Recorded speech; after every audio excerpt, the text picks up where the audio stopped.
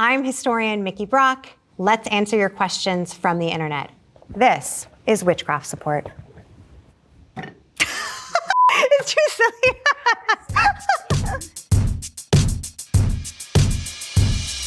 At Layla Likes Music. Can men be witches, or is it hashtag just for the girls? Yes, men can be witches. Anywhere between 75 and 80% of those accused of witchcraft were women. There were a few places where the majority of people accused of witchcraft were men. Russia, Estonia, Normandy, Iceland, but these were also places where the witch trials never boiled into a full-blown panic. A lot of the men who are accused of witchcraft are accused in moments where they are related to or in proximity to a woman who is accused of witchcraft. So their mother might have been accused, their sister, their aunt, their wife even.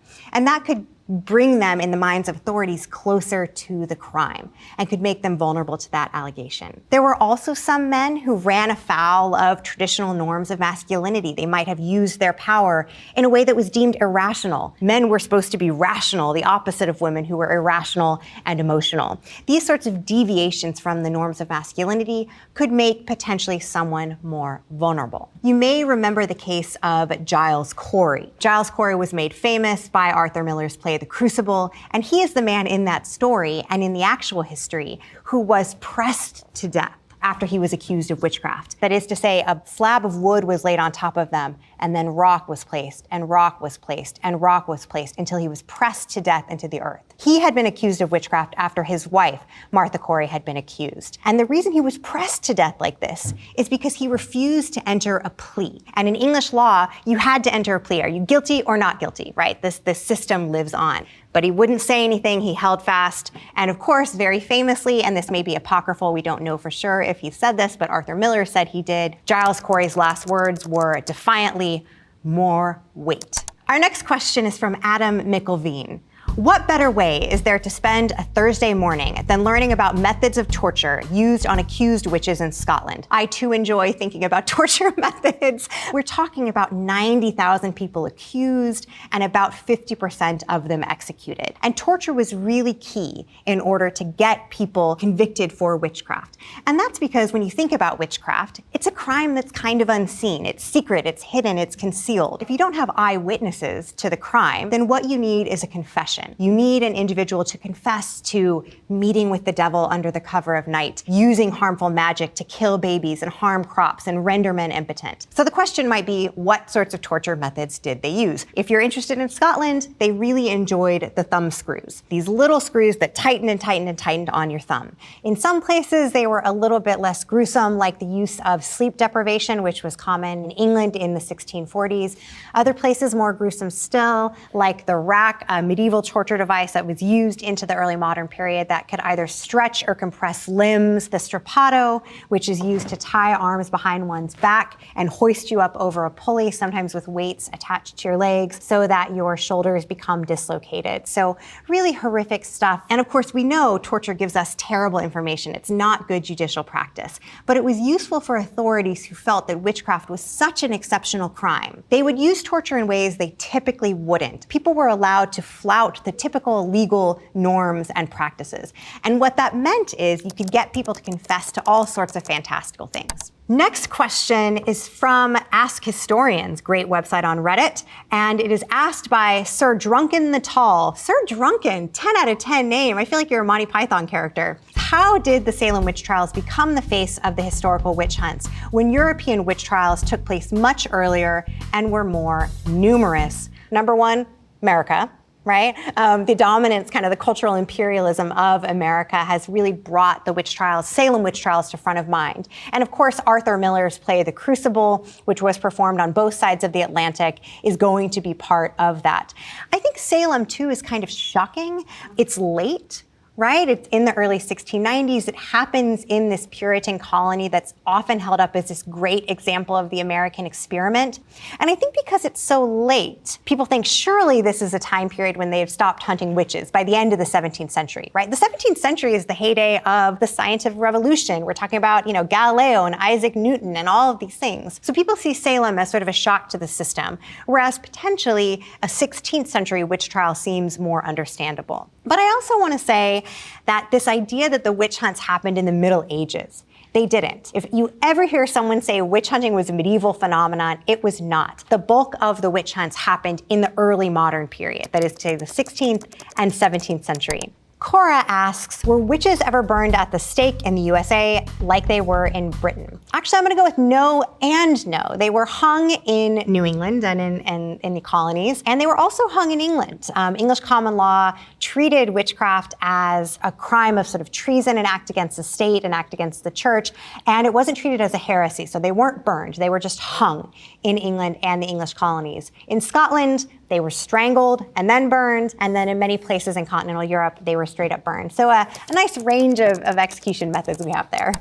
Now we have a question from Phil Array. Why were the witch tests so deadly and dumb? Almost all the tests required the person to die, even if there was no proof that they were or not. So the witchcraft tests, these are variations on what people called in earlier periods the trial by ordeal. The idea that you could do a certain test, the most famous one that we tend to think of is the swim test, the dunking of witches, the throwing the women into water and seeing if they floated or not. People really thought divine providence was critical, it was crucial. So there was a lot of confidence that God would not let an innocent person die. And that belief was really strong. It underpinned the faith in these tests. Now let me say, actually the swim test, the throw her into a pond, as they do in Monty Python. There are ways of telling whether she is a witch.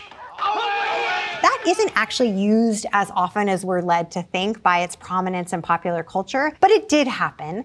And it is an example, again, of that belief that humans were not alone in the world, and there were a lot of other forces that governed the application of justice and the rooting out of evildoers. Another excellent question from Reddit's History Forum, asked by Six Horrigoth. How is it that there were witch trials happening in different parts of the world around the same time? It's the printing press. You have the advent of the printing press in the 15th century, or at least the use of it and development of it in Europe. And that leads to the printing of these demonological texts that are being spread around. So the printing press allows stories of, say, witches in Scandinavia to be printed and read about in London or in Boston. And that's going to help create this sort of consistency in the Western notion of the witch. At Mike Queener, do witches really cast spells, or are their abilities limited to potions and stuff?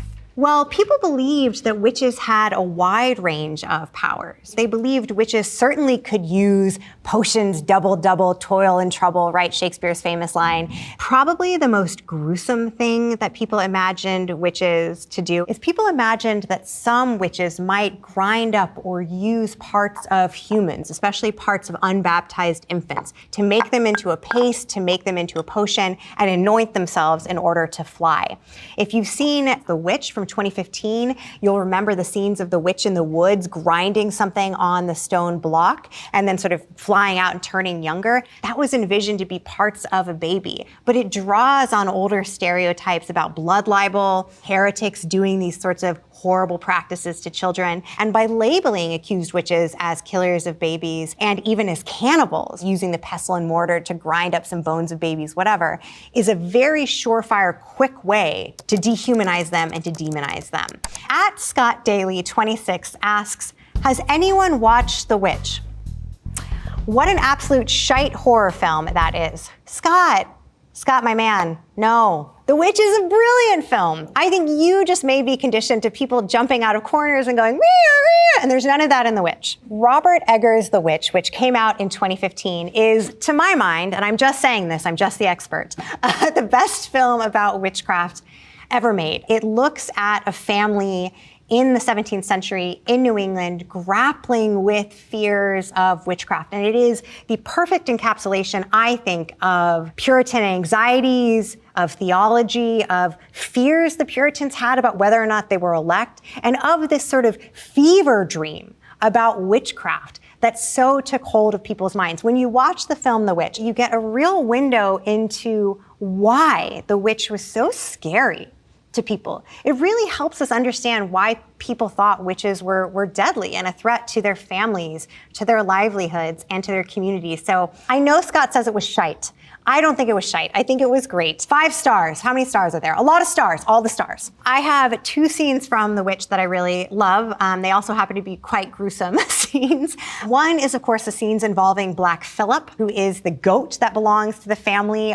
The goat is really sort of emblematic of many depictions that we have in popular culture and historically of the devil as this goat figure, which of course is again an inversion of the idea of the lamb, right? The Lamb of God, the black goat is an inversion of that. Of course, also a demonization of certain pagan rituals, ideas about Pan, whatnot. That's why the goat's often associated with Satan. But Black Phillip is a perfect devil.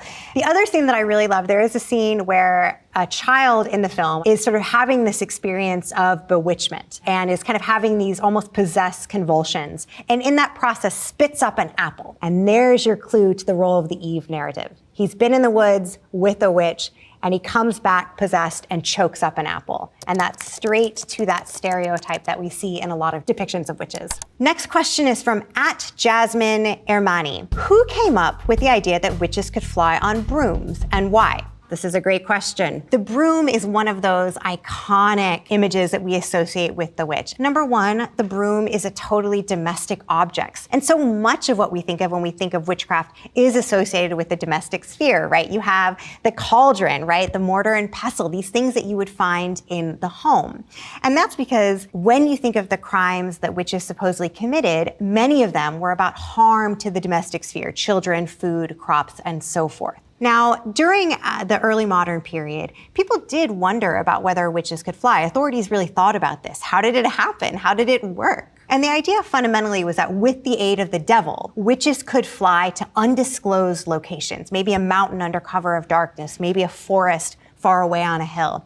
And there they could meet under cover of night and engage in the witch's Sabbath, which was envisioned, believed, fantasized to involve all sorts of demonic acts. Orgies, cannibalistic infanticide, singing and feasting, and things that were in some ways inversions of appropriate Christian practice. Another note about the broomstick is it was sort of envisioned to be a fairly phallic object. Now, looking at this, make your own judgment. If you believed that witches were engaging in sex with the devil, then having these sort of phallic objects could re-emphasize that aspect of witches being carnal and being in sort of lustful service of Satan. I love modern takes on some of this. I love how in Hocus Pocus, when you're looking for a domestic object that's like more or less phallic adjacent, you have one of the witches grabbing a vacuum. Now, they weren't grabbing vacuums in the 16th century, but in our modern retelling, they serve that same purpose as the broom. Next question is from @WickedWalnut. I didn't know walnuts could be wicked, but now I do.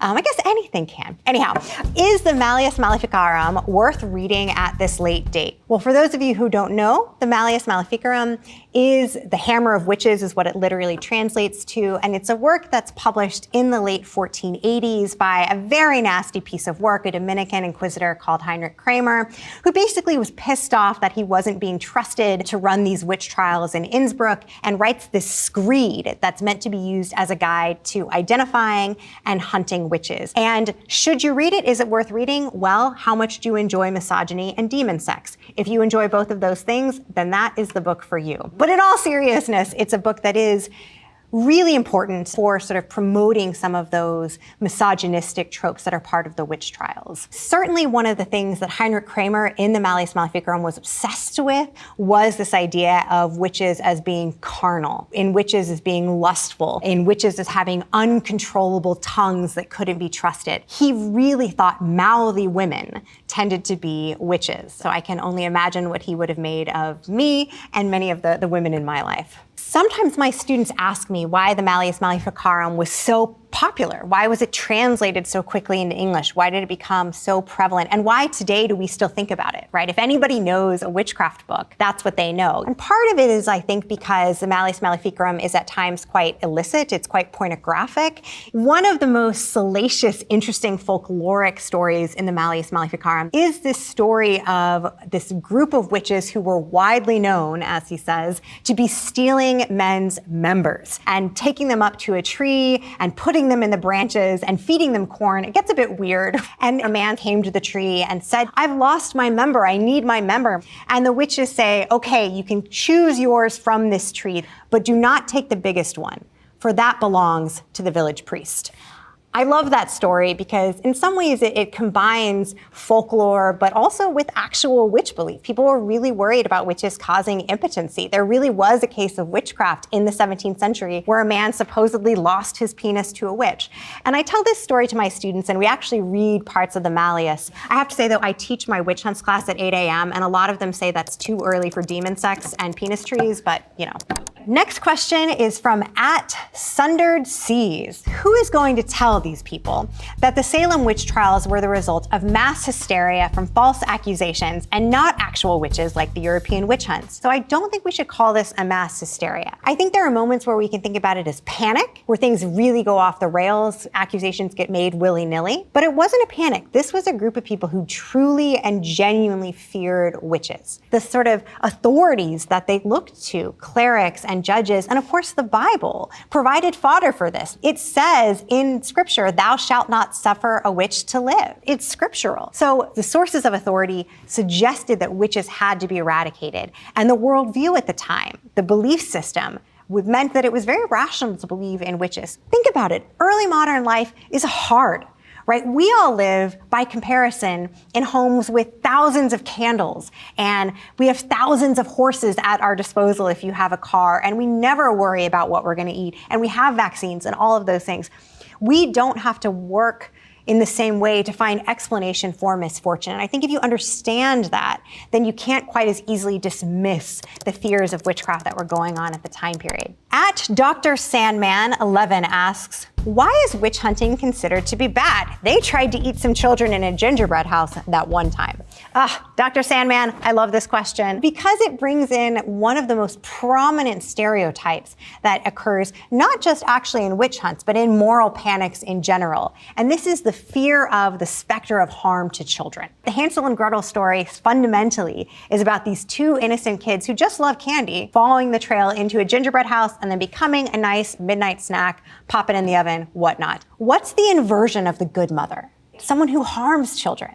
Women are meant to give life to children, to nourish them. So the inversion of that, the inverse of that, the opposite of it, is this witch who harms them, who eats them even. And that's why you see harm to children in so many of these witchcraft cases. And that's not unusual to witch trials, right? Much of the stereotypes about Jewish communities early on are related to harm to children, to blood libel. You see it certainly in the communist scare, actually, this fear that communism could be spread to children. What about the children? You see it in the satanic panics of the 1980s, this fear of what's going on at pre-K and daycares and whatnot. So harm to children, I think, is one of those useful, movable fictions that people use as a way to articulate, to justify, and to demonize over the course of repeated moral panics that are still very much with us, I think. @WiseMuir40718. Why do witches always have such a nose in cartoon movies in Disney? Well, you see in some of these visual depictions of witches, including from the late 15th, 16th, and 17th centuries, of these sort of large appendages, large noses, things that mark them out from other members of the community. And of course, the large nose trope, which is actually more prominent in some later depictions than in the early modern period itself, comes from anti-Semitic stereotypes. There's very little new that's under the sun. So much about the witch trials is pulling from stereotypes from other moments of panic in European history. So if we watch this little clip about Snow White and the Seven Dwarfs, of that famous scene of the witch holding out the poisoned apple and offering it to Snow White. This is no ordinary apple. It's a magic wishing apple. And take a bite. I think we see some really prominent stereotypes that you can find in a number of the witch trials. First of all, the apple. If you see a woman with an apple, your brain should immediately go to Eve. Here is someone offering temptation, offering something that they shouldn't have access to. And of course, you have the witch in this scene. She's kind of an Eve figure, right? She's evil, she's been tempted by the devil.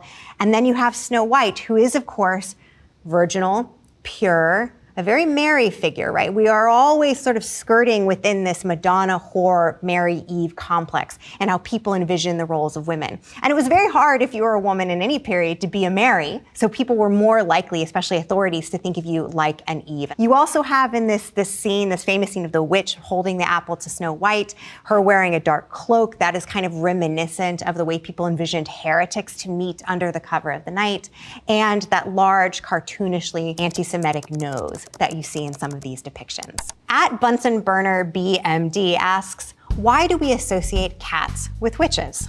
This idea of cats being associated with witches comes actually very specifically from the English witch trials, where witches were believed to have demonic familiars. So local domestic animals, a cat, a toad, a bunny, whatever, that was believed to be a little demon or a little creature doing the devil's bidding that was feeding off the witch. And this really becomes prominent in particular in some major witch hunts in the 1640s in East Anglia, where you have Matthew Hopkins and John Sterne style themselves as self-appointed witch finders and go out and basically use sleep deprivation to get people to confess to witchcraft. Any of you who have ever owned a cat will know they are finicky creatures. They have a mind of their own. They do their own thing. Also, cats have always been sexualized. We'll all know the slang that is associated with cats, and that's another thing that gets them kept up to the forefront of being associated with witchcraft. Probably the most recognizable object associated with a witch is, of course, the witch's hat. But I have to say, historians aren't entirely sure where this comes from. Some people have posited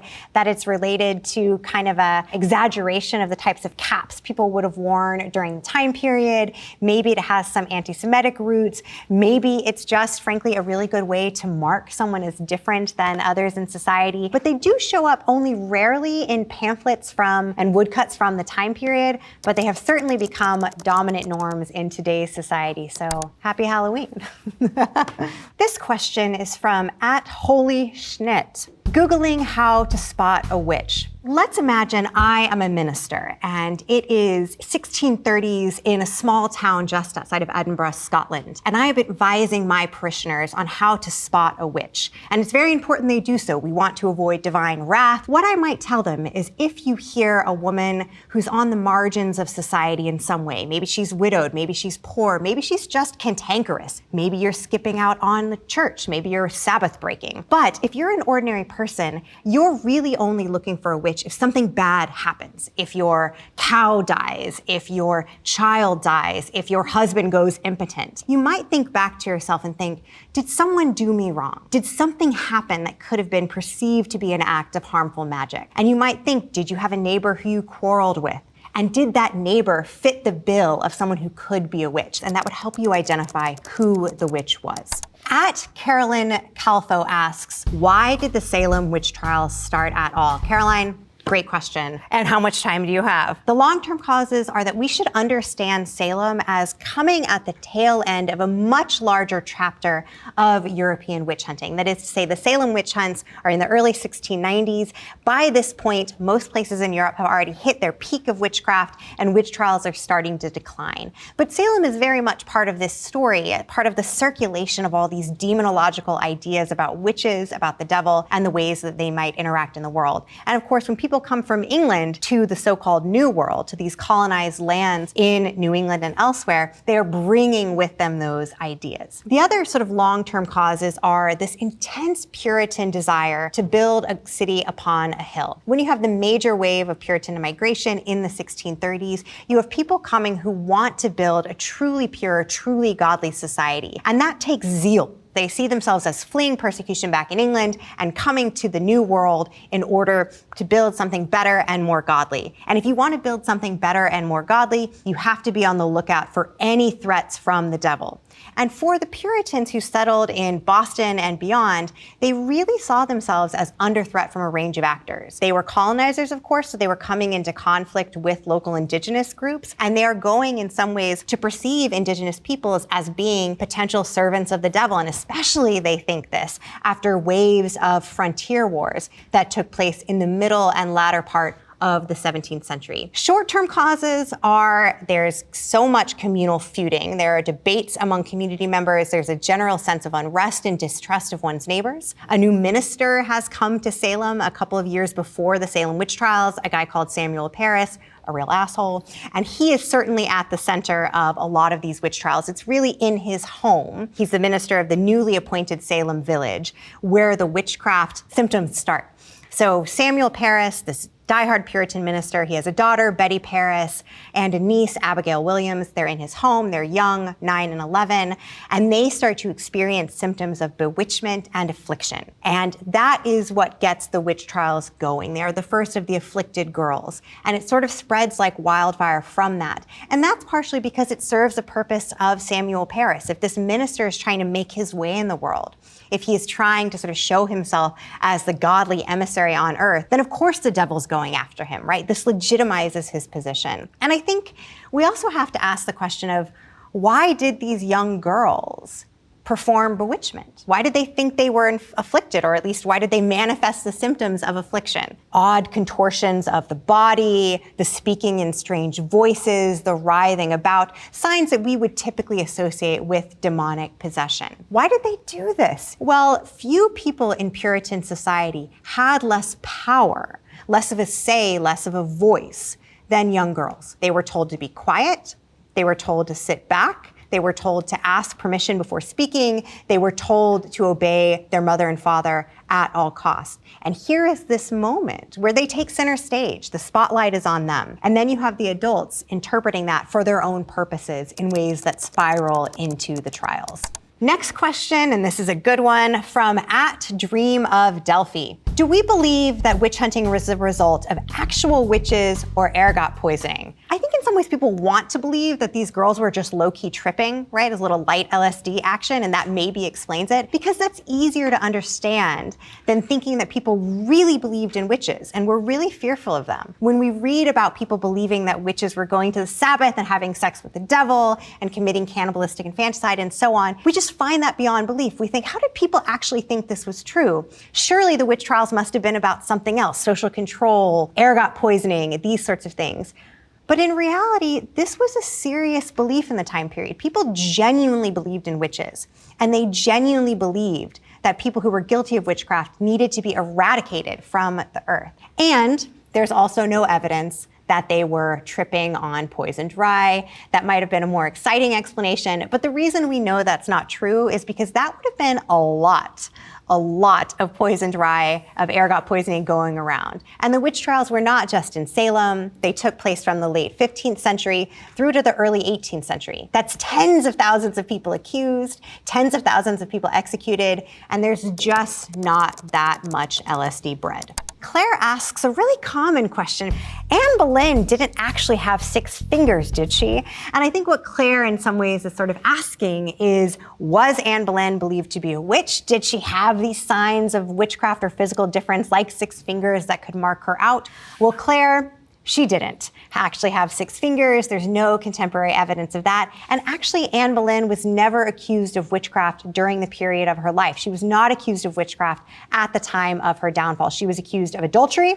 She was accused of incest, but she was never formally accused or tried as a witch. That stuff comes later when she was demonized by later writers in various ways. I will say, what caused Anne Boleyn's downfall is frankly that Henry VIII was a megalomaniac with authoritarian tendencies who used women, abused women, and wanted to get his rocks off with Jane Seymour, one of Anne Boleyn's ladies-in-waiting, and Anne Boleyn had not given him a male child. Hence, that's really what causes her downfall, but it was not an accusation of witchcraft. It's not really until the latter part of the 16th century where certain people start to think about Anne Boleyn, to think about her legacy, and in some cases to try to tarnish it. Elizabeth I is in power 1558 to 1603, first female queen of England in this way, has a tremendous amount of influence, and Anne Boleyn was her mother. So if you're an enemy, then trumping up charges or rumors really against Anne Boleyn is a way to do it. @OneWithTheFunk, a good name. How do you avoid being accused of witchcraft? Well, number one,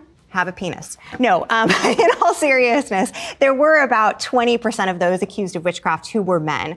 But typically the probability was that most witches would be women, because a lot of the things that happened that were attributed to witchcraft, children dying, crops dying, someone getting poisoned, a husband getting impotent. A lot of those things happened in a really domestic space, right? Happened in the home, happened at the farm.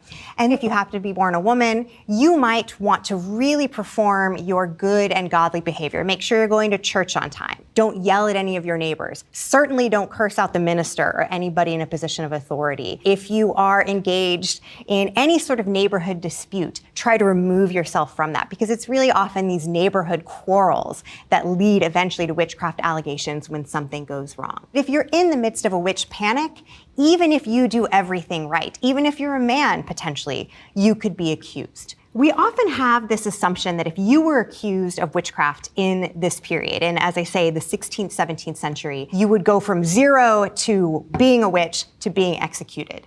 But in fact, there were judicial processes in place that were meant to try to sort the wheat from the chaff, the witches from the good Christians, as it were. And some people, in England, for example, a lot of people were afforded lawyers. There were jury trials, and you had to have a unanimous jury conviction according to English law in order to be convicted of witchcraft. And that, of course, meant rates of conviction in a place like England were lower. But typically the way people were acquitted was that juries just did not find there to be enough substantive evidence that that person was truly guilty. Or the judge in charge of a trial decided that, in fact, the evidence was not there on the table to suggest that this witch had done all of these dastardly deeds. Harry asks, why would you be convicted as a witch in the witch trials? Let me give you a sense of how the legal process of this works. If you're accused of witchcraft, typically it goes like this. You're accused, you're brought to some initial questioning. If there's enough material to go on, you're then brought to the trial. And over the course of both that initial questioning and the trial itself, there are depositions given by witnesses, there are questions being asked by authorities, and often some of those questions relate to crimes that you purportedly committed 10 years ago, 12 years ago. So you might have a neighbor who tells the courts, you know, I heard so-and-so is accused of witchcraft, and I remember 10 years ago, we were having an argument about the boundary of our property line, and she gave me the stink eye. And then I came home later that night and my child got sick, or there was a strange swelling in my belly. And I survived, or they survived, but I think that was a sign she might be a witch. Those sorts of allegations that could date back a really long time surface in the trials. Another reason you might be convicted is if you confess. Now, Salem, let me add, is weird. Salem is strange because most people who confess live. Salem is unusual in this way, but in most places in Europe, if you confess, you're executed. And those confessions are often elicited through the use of torture and the use of very leading questions on the part of authorities. So you could be asked by authorities, didn't you go into the woods and meet with Goody Proctor at night, and didn't you see this go down? And this intimidated person who's come from a small town and is now in this court with magistrates and ministers and so forth might just say, okay, yes, I guess. And if eventually this leads to a confession, that could be enough to get you executed. Next question is from @whiskey456. Whiskey, I also love whiskey. Why do witches always get such a bad rap? They were midwives, herbalists, and powerful women. Because there is this sort of idea that we have in popular culture that midwives are likely to be accused of witchcraft. And that does show up in some of the demonological literature, right? It does show up in the Malleus Malefic harem, right? Watch out for midwives, watch out for how they might harm children. In practice, midwives were very rarely accused of witchcraft because they were trusted members of the community, because you wouldn't have that position of helping deliver children into the world unless you were. In fact, I would say on average, they were less likely than your average woman because their position in society meant often that they had a good reputation and a certain level of trustworthiness. And it's only when things go really wrong that they might find the finger pointed at them.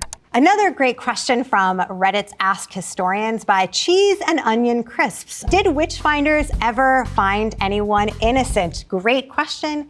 And yes, they did. Authorities were really keen with convicting and eradicating the actual witches. And it hurt their cause to convict someone who might not, in their eyes, be actually guilty. So there was a motivation for authorities to be somewhat judicious in this process. And if you happen to be accused in a country with more robust judicial processes, like England, for example, that gave most witches lawyers and that had unanimous jury verdicts, for example, you would be more likely to be acquitted. At Dawn Law 983468851, where did the idea of witches come from in the first place?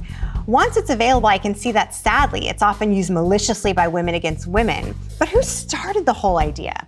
Dawn, there's a lot here. I think the best way to understand the stereotype of the witch, the idea of the witch as conceived by elites at the height of the witch trials, was to see it as a sort of mixed bag of other groups and tropes that had long been objects of fear and loathing by authorities. And by that I mean, if you look at this witch stereotype, in it, you see ideas that were anti-Semitic in origin, ideas about blood libel, harm to children. You see ideas about heresy. People certainly believed witches were heretics. If you serve the devil, if you worship the devil, what could be more heretical than that? You have the idea of ritual magic as being demonic. One of the things that happens over the course of the medieval period is that the church increasingly tries to control how people interact with the supernatural world and to deem all magic as being involving pacts with the devil. And what really you also have happen at the start of the witch trials is the development of a court system in early modern Europe that can put laws on the books, laws in place through which to prosecute witches judicially. So all of those things are part of this very complicated stew that eventually leads to the witch trials. Now, really interesting point that you make here about women accusing other women. Some scholars, I think wrongly, have used the fact that this happened, women were often accusing other women, to say, you know, the trials weren't really about gender. They didn't really have anything to do with this. When in fact, of course, it makes sense that women would accuse other women. Right? Most of these things, these initial allegations of witchcraft start in the home. She poisoned my baby. She did something to my husband. She made it impossible for me to churn my butter. I also want to say that if you're in the midst of a very intense witch hunt, it is safer, if you're a woman, to be on the side of helping identify who the accused witches were. Now, this is not to say that that was being done cynically. Women also believed most witches were women. This is the way these ideas work. When something becomes a norm, everybody buys into it to a large extent. It might start with one woman accusing another woman of using various household objects to poison a child. But then when it gets to the authorities, who are really interested in what the devil's up to on earth, they might ask the accused witch, where did you meet Satan in the woods? You had this ability to poison. How did you get it? Did you enter into a pact with the devil? And it is, I think, that elite male interest in the devil and in sex with the devil and these sorts of questions where you really start to see things shift in the trials. At Simon Antihero, witch hunting never ends. It doesn't. So if we're looking at the timeline of witch hunting, the last witches are formally tried in England in the 1680s. The last witches formally tried in Scotland in the 1720s, and even in Central Europe as late as the 1780s. People had questions about the realism and efficacy of the crime of witchcraft. Particularly authorities became skeptical of that, and laws were taken off the books in the 18th century, so witchcraft laws. So witchcraft, as we think of it historically, ended, but witch hunting hasn't ended. This tendency to demonize and dehumanize others and sort of associate them with very old and dangerous tropes persist in really profound ways. At Meg D. West asks, apparently I've never seen Hocus Pocus. Why did I not know that witches were the bad guys? Number one, Hocus Pocus, 10 out of 10. I love that movie. It's kitschy as hell. What a delight. I watch it every year. I've seen it like 30 times. But why did I not know witches were the bad guys? Well, that's, a really interesting point. It sort of raises the question for us of if in the pre-modern period, people were scared of witches, they thought they were evil, servants to Satan, deadly. Why now do we have these kind of cuddly witches in Hocus Pocus or in the series Bewitched or in lots of other sorts of venues, Charmed, Practical Magic? Why do we have cute little toddlers wearing witches hats at Halloween? Why? The reason is because there's been, as we've become more skeptical, as we've decided that in fact maybe the devil's not that active in the world, and maybe that there are different modes of spirituality that are appropriate. Maybe there are different ways that women are allowed to be in the world. There's been almost a witch renaissance, a sort of reclaiming of that label, and a real interest actually in ideas about magic among the populace. So I think it really is our modern depictions that do in some ways come out of the 1970s and this sort of feminist rethinking of how we ought to conceive of and perceive witches. Thank you everyone for these fantastic questions. Clearly there is so much to say about witches, but that's all we have time for today. Thank you for watching Witchcraft Support.